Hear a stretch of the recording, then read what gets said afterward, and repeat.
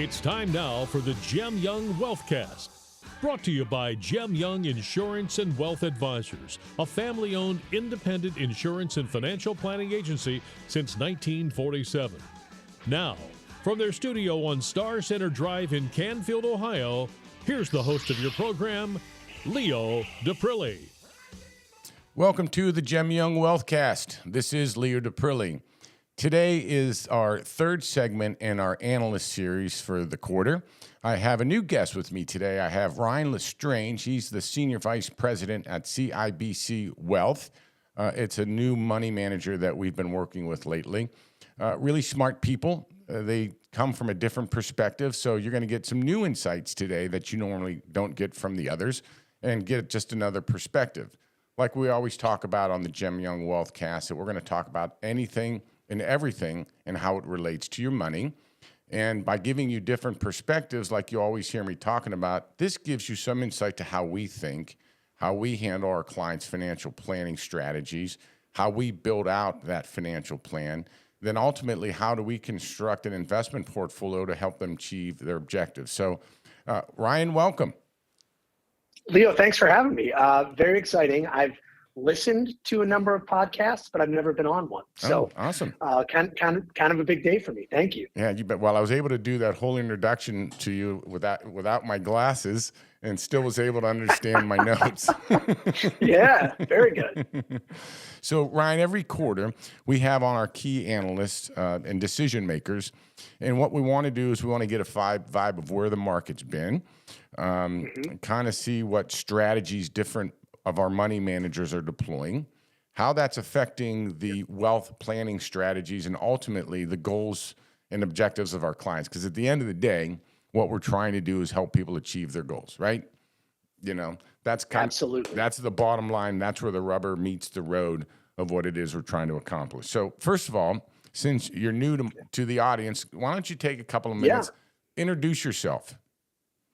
Sure. Well, again, Ryan LeStrange, Senior Vice President at CIBC Private Wealth. I'm based out of our Chicago office, but we are a national firm, 22 offices across the country.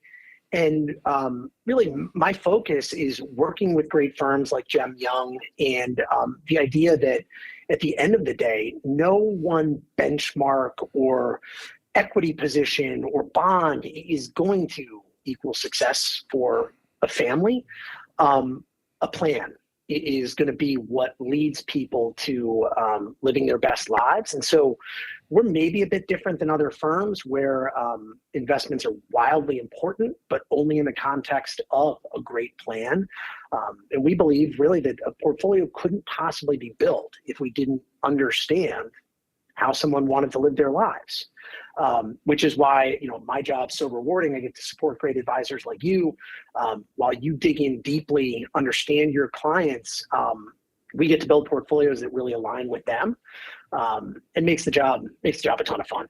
Yeah, and from our point of view, it's the other services that have become increasingly important because, Ryan, one of the things we've been talking about on the podcast for the past year now is over the last 3 or 4 years, we've been quite successful for our clients, helping build net worth to the point that a lot of our clients were having discussions about, for instance, legacy planning, where maybe 5 years ago, they didn't have the wealth to have a conversation about legacy planning. We always talk in our firm about, or one of our main objectives is helping our clients aspire to the work optional lifestyle, right? Which I love that term. Yes. So once we get there, and once we achieve that, as you know, I like to say all the time too, that with success comes complications, right? So that's why what our clients are needing more and more of is more legal guidance and tax guidance. We don't look to replace CPAs or attorneys, but we need to, and we certainly aren't CPAs or attorneys. Our skill set is financial planners. We know exactly where we fit in the team. But having staff on your staff of having folks that can offer the legal guidance and the tax guidance in the context of making sure that this plan that we're putting together, we're not overlooking some critical components because we're just sort of mono vision in how we look at things, which we don't, which goes back to our strategy of the holistic planning, right? So, Yes.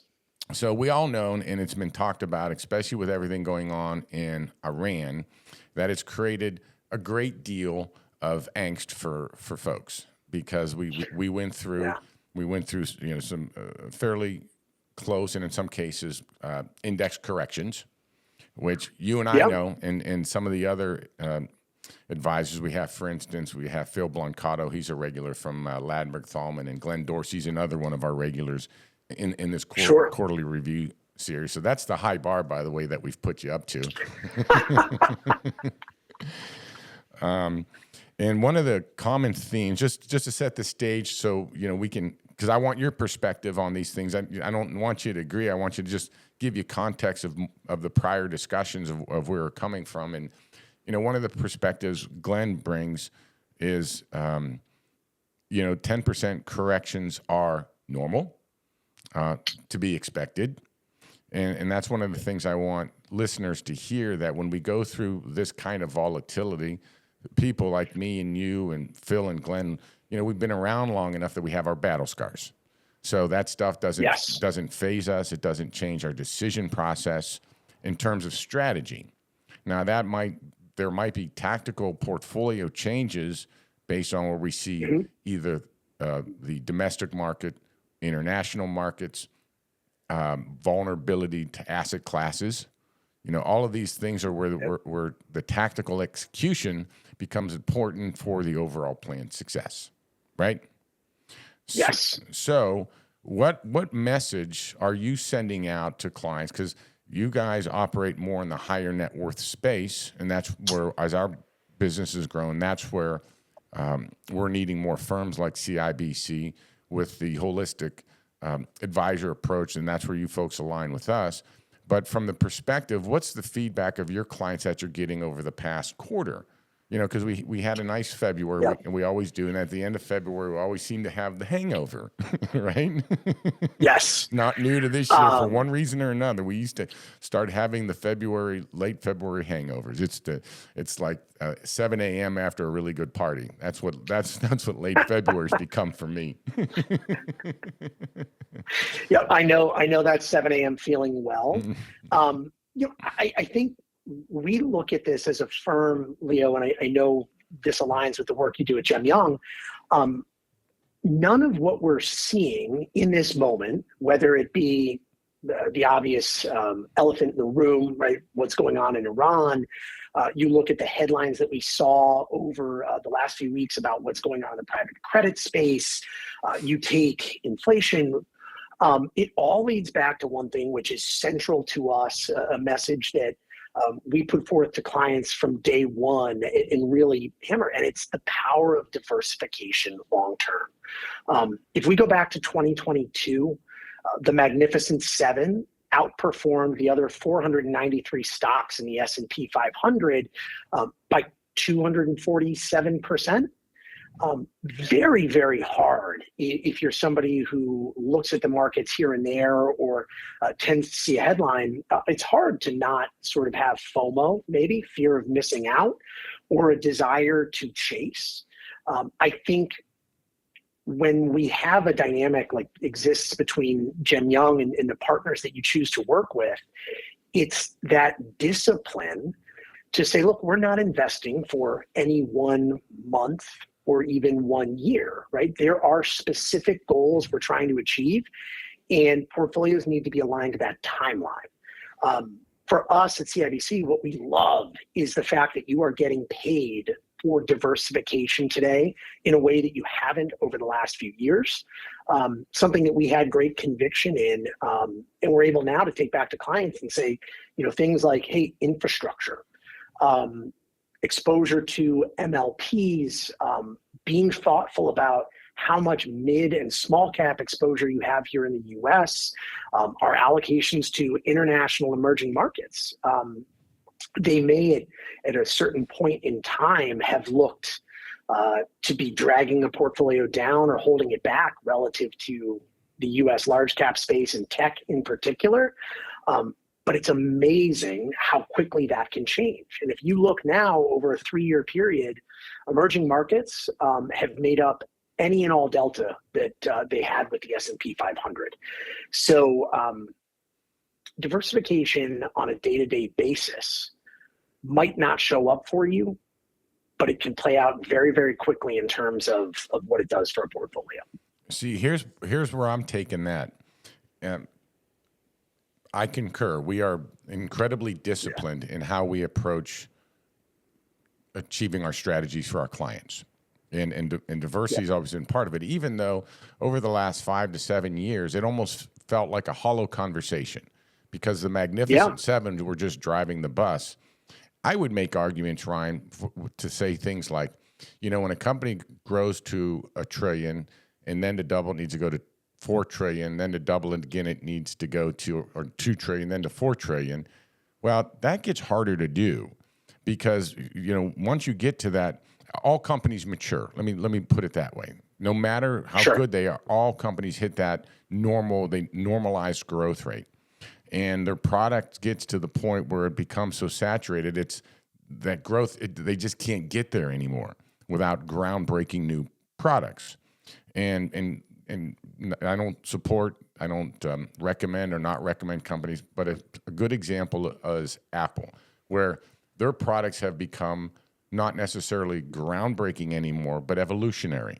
Still a good company, still a growing company, but those crazy growth rates, in my opinion, for a lot of these tech companies maybe are behind them. So in the case in point is since July, and I bring this up a lot on the podcast, Ryan, since July of last year, because of AI, and it's still, in my opinion, the new shiny object because we don't know where it's going to land yet. But right now, everything is being overhyped with it. I warned in November of last year that the price of building all these data centers is a great cost and is going to be a great revenue drag. I'm framing this all for a reason. I'm getting to a point. I promise I will get there. Yeah.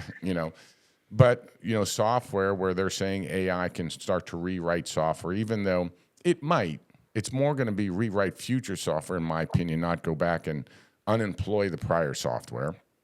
But those scenarios have had significant downward pressure on most of the Magnificent Seven. So if you just plugged into the S&P 500 index fund for your portfolio over the last 7 or so years, you were good. And you were great. And the argument for diversification and the argument for trying to just spread them on other asset classes kind of was a tough argument because it was, since July of last year, the point is when things start to turn in our industry, they turn really quick. And the diversity right now is reigning king again because it's proven itself because all those companies that were such big drivers, in my opinion, have just gone through their natural evolution. Okay. So they're not so shiny anymore. So then that puts more challenge and emphasis on active portfolio management than in the past, okay? Because, I say this all the time, Ryan, you and I have talked about it with our clients. The true test of a good manager is, I say this again a lot on the podcast, is a good portfolio should have an offense and a defense. And if you're going to have a good defense, you're making concessions on the offense, right? So when we go through these times, for instance, our average clients aren't really experiencing much in terms of their Q1 performance isn't nearly as terrible as anybody thought because our managers have a defense. This is what it comes down to. It's not necessarily about the great stock picking in terms of an individual security. It has to do with the strategy, right?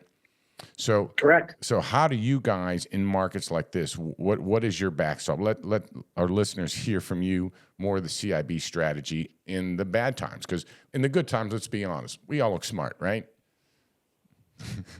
Right. It's a lot easier when a rising tide is raising all ships, as they say.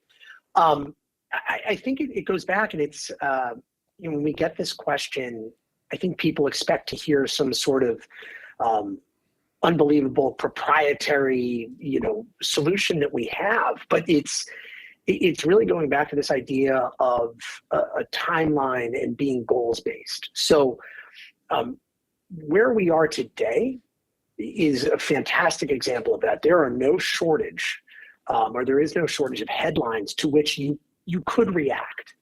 And in this week alone, right, we've seen tweets, the pundits are out and trying to almost present as if it's a binary outcome, right? If this happens, then this, make your choice.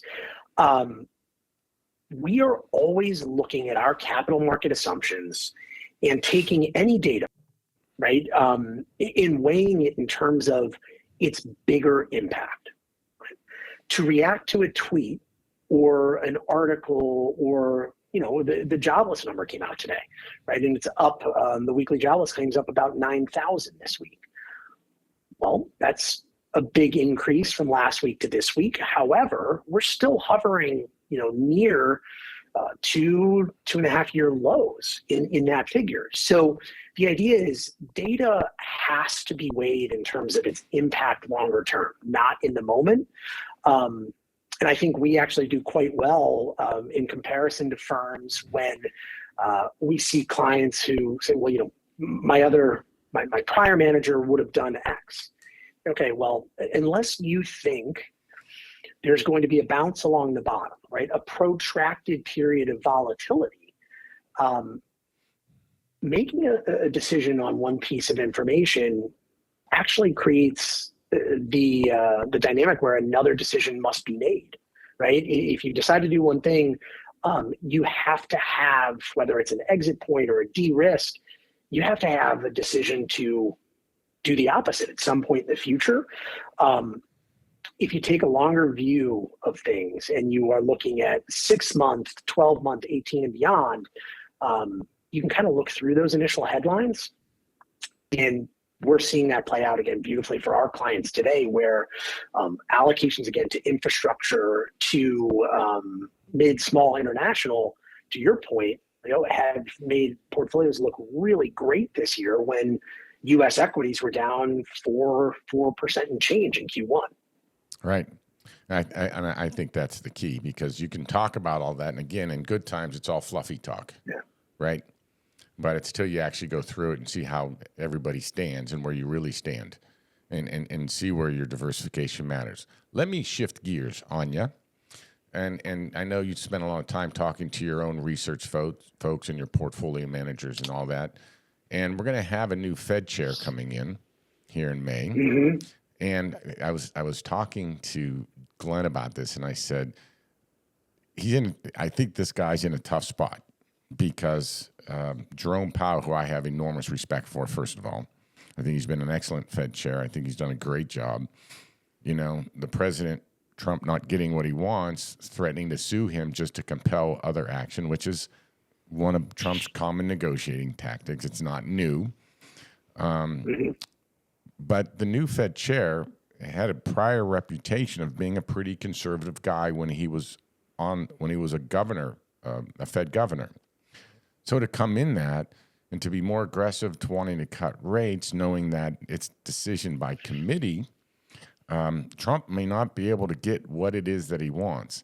I said to Glenn, given that mandate for the job, if it was given to me, it would be a big fat no thank you. And since we're on the radio as well, and there's FCC coverage, that's why I cleaned that up.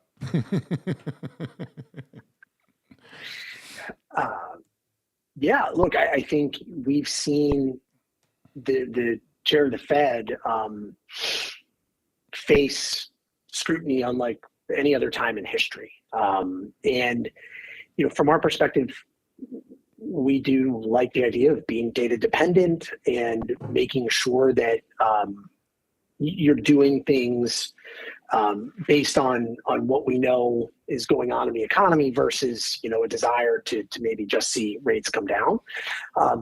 From our perspective today, I think the Fed is looking through what you have going on with Iran, even tariffs to some degree.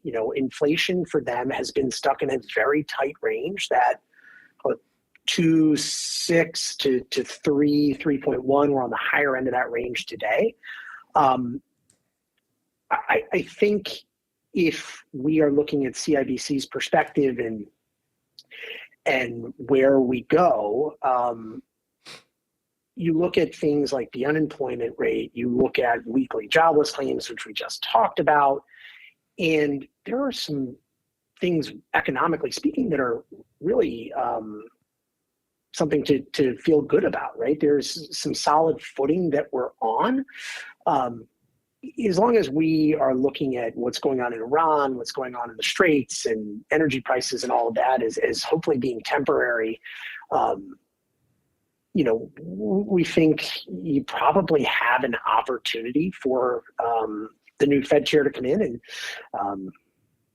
not necessarily feel pressured to make a rate change, but be able to look at the data and do what's appropriate. Going back to this idea of how quickly things can change, we started the year and markets were pricing in a rate cut, right? That insurance cut, one, possibly two. We sit here today and the possibility of a rate hike has actually entered market consciousness. Again, it's more about the lasting impacts of these things, not what we're feeling in this moment. So I think, in that way, from our perspective, the next couple of weeks are very important to see that we put things in Iran behind us, that we don't feel further shock from energy, and then that bleeds into the consumer, which we know sentiment is down. But I think we get past this and things might be a bit clearer for that incoming Fed chair. So I've never been a fan of the term transitory inflation. I thought when that came out in 21, it was, I just didn't care for that. That said, I think in today's world and today's market with the conflict or war with Iran, that we could have some transitory inflation, because it's not just people focus in on what they pay at the pump, right? That's what makes the news. That's the headline stuff. But the bigger picture where the inflation pressure comes from is moving goods all around the country and getting stuff to your grocery store. And all of a sudden you're seeing things get to be more expensive in the short run. So I think that shoe hasn't dropped yet. So people aren't really feeling it. I know we didn't talk about it, but when the wage numbers came out about a week ago, it showed an actual 0.1% decline in wage growth. So that was surprising because we still have inflation. Now we don't have wage growth going to it.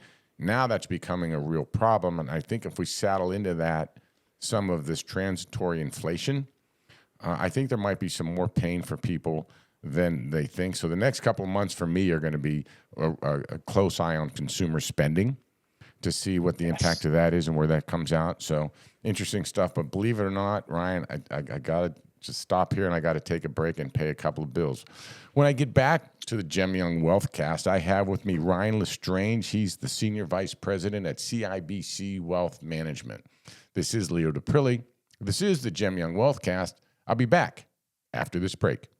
At Jem Young Insurance and Wealth Advisors, we make planning for your future simple by offering both insurance and wealth management under one roof. Our team helps protect what matters most while guiding you toward your financial goals, whether it's safeguarding your home, health, business, or planning for a work-optional lifestyle. With everything in one place, you get seamless support, personalized strategies, and peace of mind. Call Jem Young Insurance and Wealth Advisors at 330-533-7941 today to schedule your fit meeting and experience all-in-one protection and planning. At Jem Young Insurance and Wealth Advisors, we know insurance can feel complicated and overwhelming. That's why our team is here to listen, understand your unique situation, and provide solutions that work for you. From home and auto to life, plus a team dedicated just to commercial insurance, we help protect what matters most without the stress. Don't wait until an issue arises. Call Jem Young Insurance and Wealth Advisors at 330-533-7941 to schedule your fit meeting and get the protection you need today. At Gem Young Insurance and Wealth Advisors, we believe your financial goals deserve more than just a plan. They deserve a team. From planning for a work-optional lifestyle to managing risk and supporting your everyday needs. Our financial planners, paraplanners, and service team work together to build a strategy that truly fits your life. Planning for the future? We'll help you make that confident financial decisions and achieve lasting peace of mind. Call Gem Young Insurance and Wealth Advisors today, 330-533-6936, to schedule your fit meeting and start building your financial future. Now, back to the Gem Young Wealthcast, brought to you by Gem Young Insurance and Wealth Advisors. Once again, here's Leo Daprilli.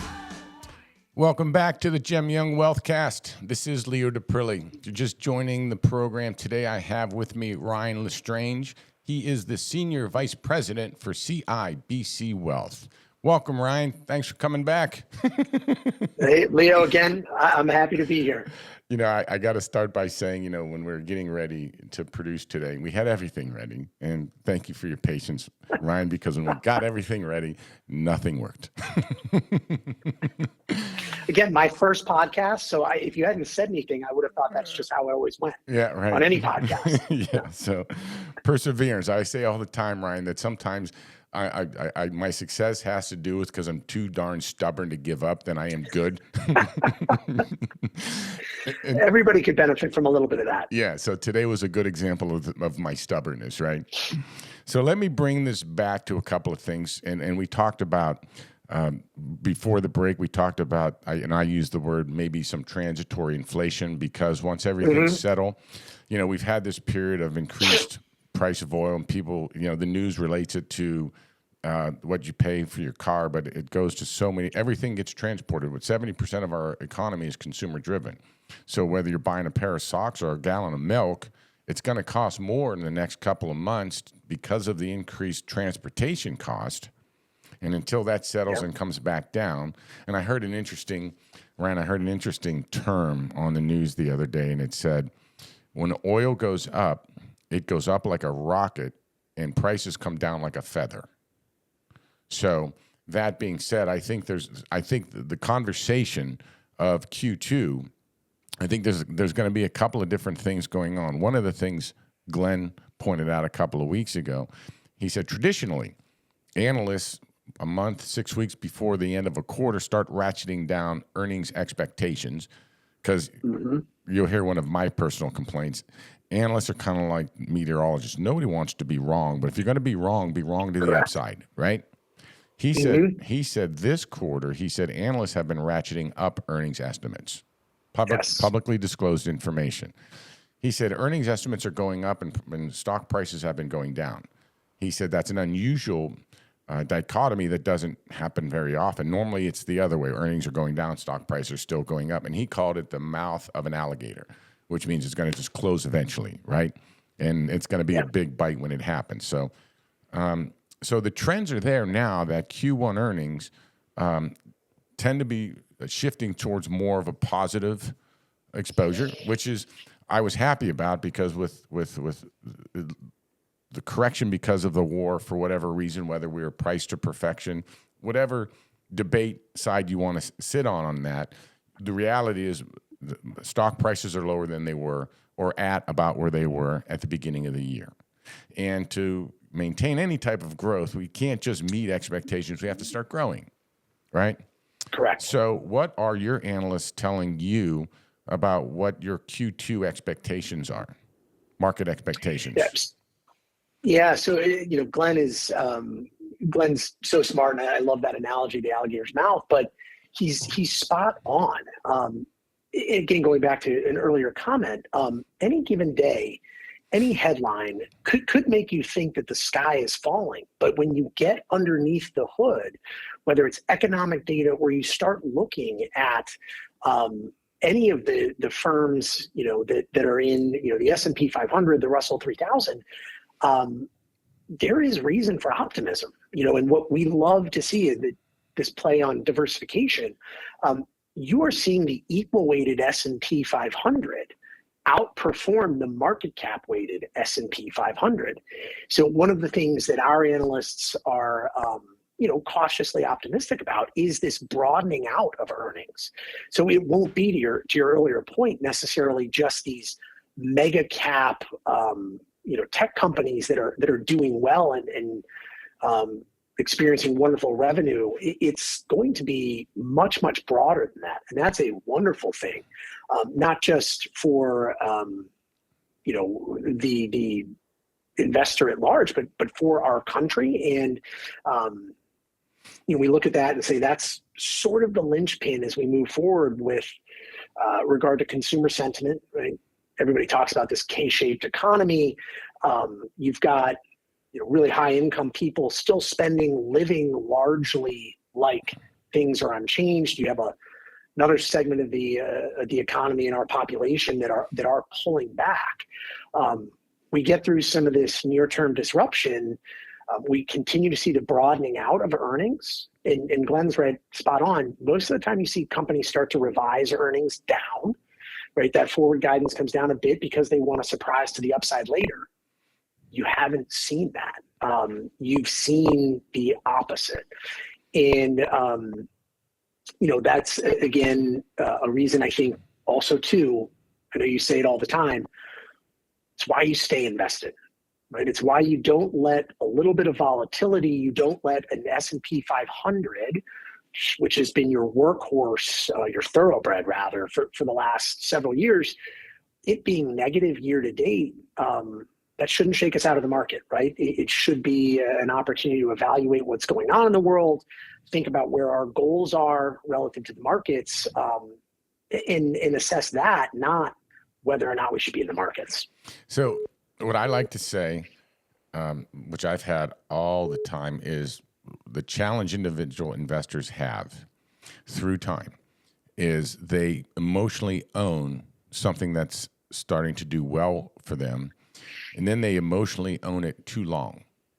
And one of the keys to professional management is the old Wall Street adage, Wall Street is the first one to take you out and wine you and dine you as long as everything's doing well, but the first time you stub your toe, they're the first ones to take you out back and shoot you, right? That's funny, but that's effective money management. When something's getting long in the tooth, and when a company's getting long in the tooth and no longer performing the way they should be, that's where professional management's taking it out. And I'm glad you brought up the equally weighted S&P 500 because that's really more of a balanced approach. Because I've argued for years in the hot years, I'm like, yeah, I know it's overweighted to these tech stocks and people are doing well. And I would always say, and I've been in this game a long time, Ryan, that party always ends. Always Absolutely. ends. So it just depends where you want to be on it, and I think we're there now for it. The other thing I'm looking at too, and get your thoughts on it, one of the things that's changing is the labor participation rate is actually coming down. Because there's more. I mean, I think there's some. I don't want to call it cracks in the armor because this is an international concern. We have birth rates nearing 70-year lows in almost every country, every developed country, other than a couple. And we have the large baby boom generation retiring like crazy. So who's actually in the labor force continues to shrink without a new army of people coming into it. And that's why when I see things like AI and restructuring the workforce, which I believe it's going to do, that's why it doesn't scare me. I think we're in a different spot than we were 20 years ago in terms of just pure body count to do the work, right? Yes. So it's a bit of a crude analogy, but if you look at bank tellers, if you look at toll collectors, there have been times throughout history, and there's hundreds of more examples where technological advances have displaced a particular job. We at CIBC sort of look at things in a similar way, Leo.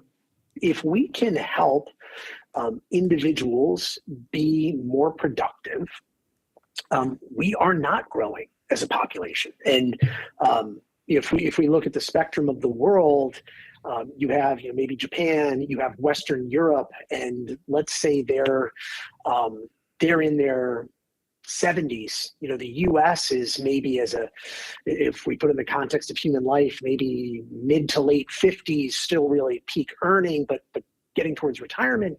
And then you look at the emerging markets as younger, teens, 20s. AI is going to help, countries like ours, Europe, Japan, because you will be able to do as much, if not more, with fewer workers. I think it's important to watch closely, and we are at CIBC, recent college grads. The job market is tough for them out there. But our hope is that's because, like you said, AI, it's new, it's shiny. We think you have a lot of organizations figuring out what its place will be within the firm. But at the end of the day, robotics, AI, it's all wonderful. But if humans aren't receiving compensation for work being done, fewer dollars go into the system. And I think everybody understands that with fewer dollars in the system, our economy is sort of in trouble. So I think your view there is a thoughtful one. So let me go this direction now. One of the fads over the last year, I hate to call it a fad, maybe that's a bad word, or interest. The high interest in private equity and private credit. As an industry and at conferences that I've been at, there's been a lot of private credit and private equity vendors, if you will, promoting their product. And I've been saying this for the last 2 weeks. I guess I've been more of a traditionalist, and none of these folks have persuaded me that this belongs in my client's portfolio. And not that they're not good investments. I struggle with liquidity.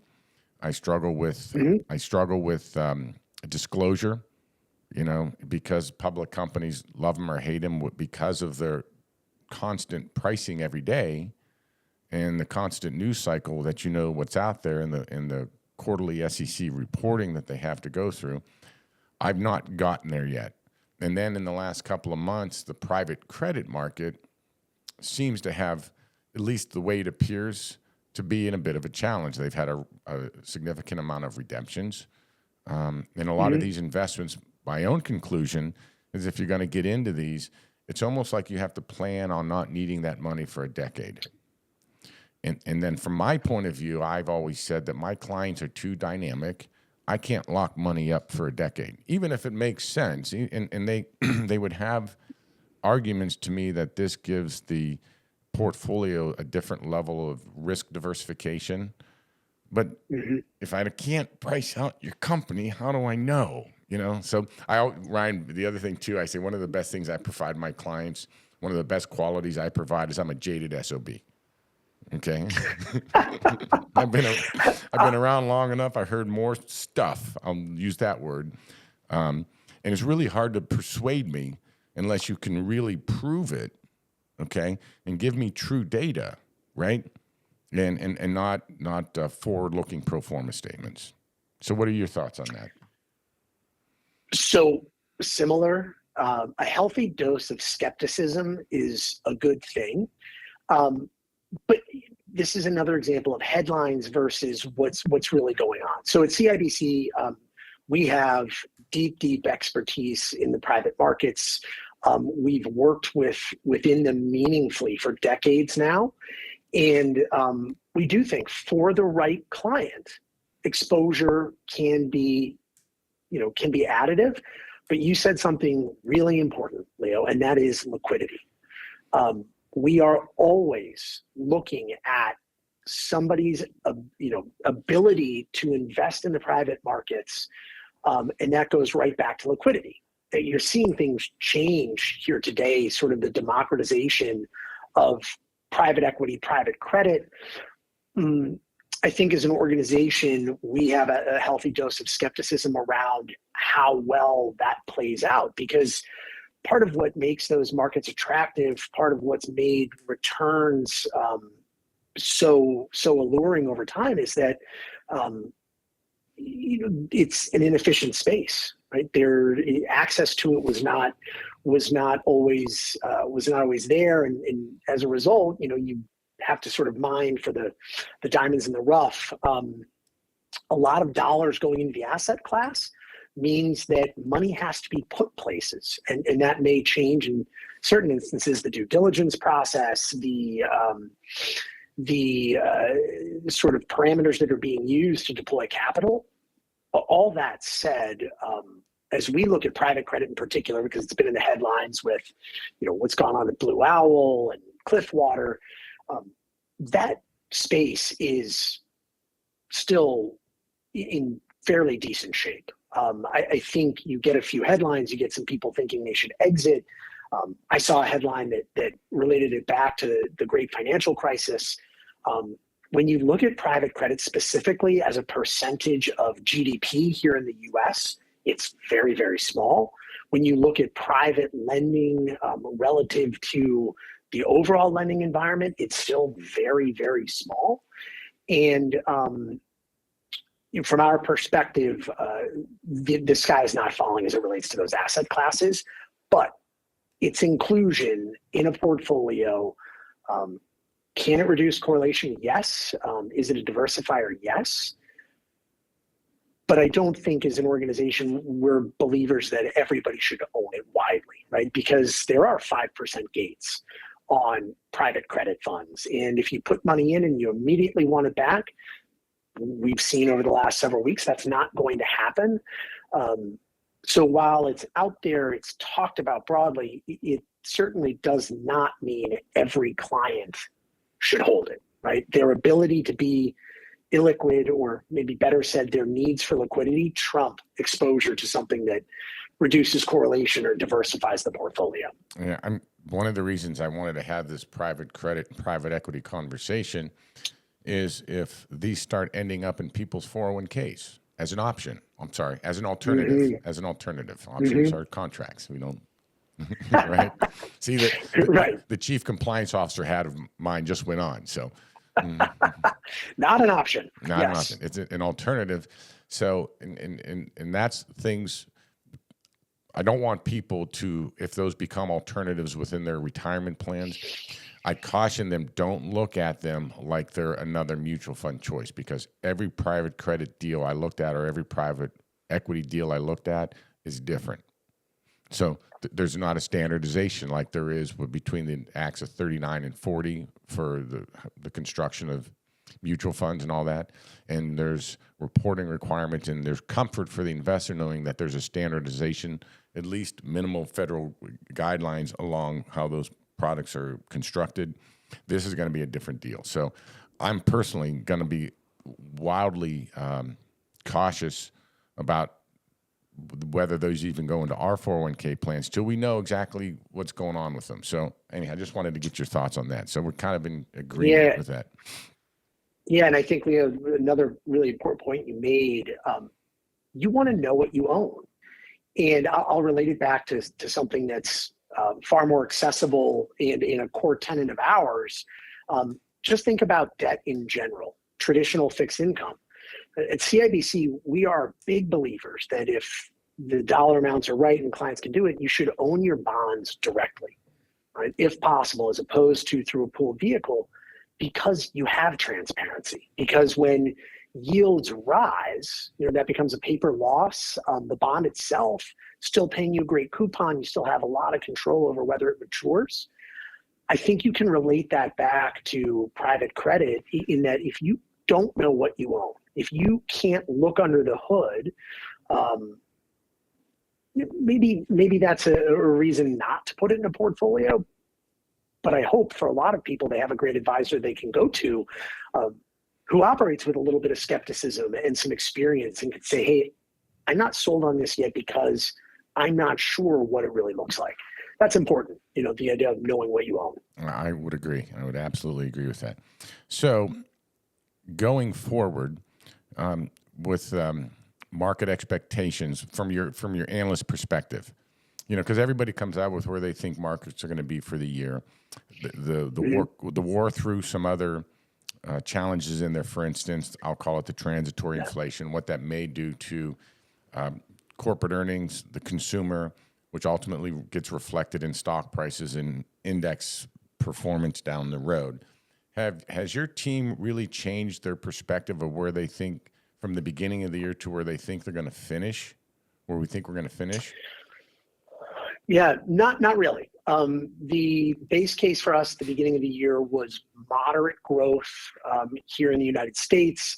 We're seeing international sort of catch up from an earnings perspective to the U.S. Those base cases are still in place for us.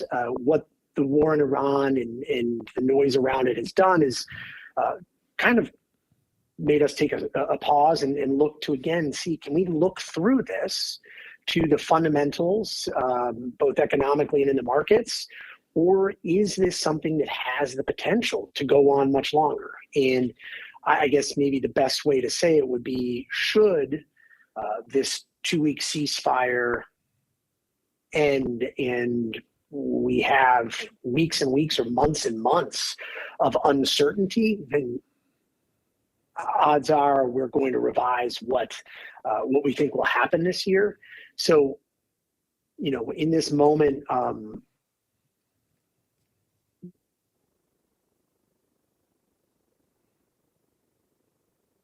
Ryan, I seem to have lost your sound, buddy. Hang on one second.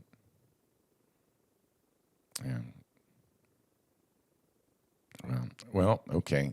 Ryan, something happened to our broadcast, buddy, and I didn't get to finish that last part of you. So it's time for a break today. So I just want to thank Ryan for joining us today. He did a great job. Ryan LeStrange from CIBC Wealth. Appreciate all the insight. And this is Leo DePrilly. This is the Gem Young Wealthcast. We'll be back after this break. At Gem Young Insurance and Wealth Advisors, we know every financial journey is unique. That's why our team of financial planners, paraplanners, and service professionals work together to provide personalized strategies for a work-optional lifestyle, investments, and risk management. We're here to help you plan for today, protect tomorrow, and enjoy the life you've worked so hard for. Take the first step toward financial confidence. Call Gem Young Insurance and Wealth Advisors at 330-533-6936 to schedule your fit meeting today. Hey, it's Medicare Jer here from Gem Young Insurance and Wealth Advisors. Medicare can feel confusing, but I'm here to make it simple.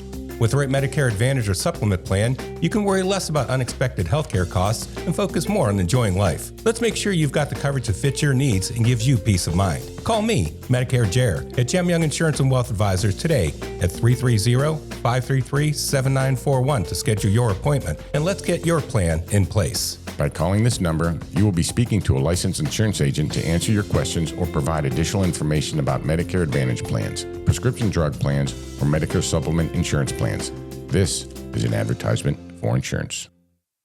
At Gem Young Insurance and Wealth Advisors, we make planning for your future simple by offering both insurance and wealth management under one roof. Our team helps protect what matters most while guiding you toward your financial goals, whether it's safeguarding your home, health, business, or planning for a work-optional lifestyle. With everything in one place, you get seamless support, personalized strategies, and peace of mind. Call Gem Young Insurance and Wealth Advisors at 330-533-7941 today to schedule your fit meeting and experience all-in-one protection and planning. Now, back to the Gem Young Wealthcast, brought to you by Gem Young Insurance and Wealth Advisors. Once again, here's Leo DePrilly. Welcome back to the Gem Young Wealthcast. This is Leo DePrilly. Well, that's week 3 in the books with our analysts for the quarter. The new guy on the podcast is Ryan LeStrange from CIBC Wealth. We started working with this company several months ago because they have the additional service that our higher net worth clients need in terms of tax services and legal services. More it's guidance. They're not doing your taxes or writing your documents, but we know how to. Once we put our plans together with our clients, we know what it is that. We have a plan so they can go back to their CPAs and back to their attorneys and say, okay, here's what I need for my plan. So it's all back to that holistic planning of what we do for our clients. But I want to just recap a little bit about what Ryan and I spoke about in terms of economic perspectives for the year. I'm finding that through these 3 shows we've done so far that and hopefully if you're a regular listener, you're getting the theme that everybody's kind of on the same page. None of the three so far have changed their year-end projections of what they think's going to, where market performance is going to be. Obviously, there could be other shocks to the system we haven't seen yet. The biggest risk, I think, and it's going to make the Q3 analyst update to me extremely interesting, because once everything's settled and we see what the impact is, because like I said to Ryan, we spoke about that, what the real impact of this higher price of oil could go on for a couple of months in terms of raising the price of a gallon of milk, not just the gas you put in your car, and see what that starts doing to spending patterns. So we won't really know that for a couple more months to see it. We can talk about it, but right now it's just a speculation of what it is. But we don't think it's going to last long. At the same time, we're going to have the balance in this quarter as there's expectations of higher corporate earnings. So for having higher corporate earnings for the first quarter, one of the things we'll be watching closely is if companies are coming out with record earnings, for instance. I'm going to be looking to see what they caution for their Q2 results. So that could take something, a company's results that might be really great, and based on the guidance they give going forward, could actually mute any performance in their company stock. So that's always something that we're going to balance out and look at. And again, until we actually go through the cycle and go through the earnings seasons and see what that really is going to be like, we're really not going to know. But this is the message I heard again today is the same message I've heard for the last 3 weeks, is diversification really matters again. The big stocks that were driving so many of your performance in your retirement plans, those companies aren't doing bad. I just want to be clear about it. I think they're just maturing. And I think they're going through more natural price growth, natural pullbacks in their stock that they didn't have to experience before. So that's probably one of my key takeaways, where diversity is back and necessary and becomes more critical. So check us out. We're a podcast. We're available anywhere you get your podcast download. And this is Leo DePrilly. This is the Jem Young Wealthcast. Till next time. Insurance and Wealth Advisors, we make planning for your future simple by offering both insurance and wealth management under one roof. Our team helps protect what matters most while guiding you toward your financial goals, whether it's safeguarding your home, health, business, or planning for a work-optional lifestyle. With everything in one place, you get seamless support, personalized strategies, and peace of mind. Call Jem Young Insurance and Wealth Advisors at 330-533-7941 today to schedule your fit meeting and experience all-in-one protection and planning. At Jem Young Insurance and Wealth Advisors, we know insurance can feel complicated and overwhelming. That's why our team is here to listen, understand your unique situation, and provide solutions that work for you. From home and auto to life, plus a team dedicated just to commercial insurance, we help protect what matters most without the stress. Don't wait until an issue arises. Call Jem Young Insurance and Wealth Advisors at 330-533-7941 to schedule your fit meeting and get the protection you need today. At Jem Young Insurance and Wealth Advisors, we believe your financial goals deserve more than just a plan. They deserve a team. From planning for a work-optional lifestyle to managing risk and supporting your everyday needs. Our financial planners, paraplanners, and service team work together to build a strategy that truly fits your life. Planning for the future? We'll help you make that confident financial decisions and achieve lasting peace of mind. Call Jem Young Insurance and Wealth Advisors today, 330-533-6936, to schedule your fit meeting and start building your financial future. Join me every week where we talk anything and everything about your money. Have a topic you want to hear more about? Email Katie, that's Kayti, at jemyoung.com. You can find us on Apple, Spotify, and the iHeartRadio apps. Until next time, this is Leo DePrilly.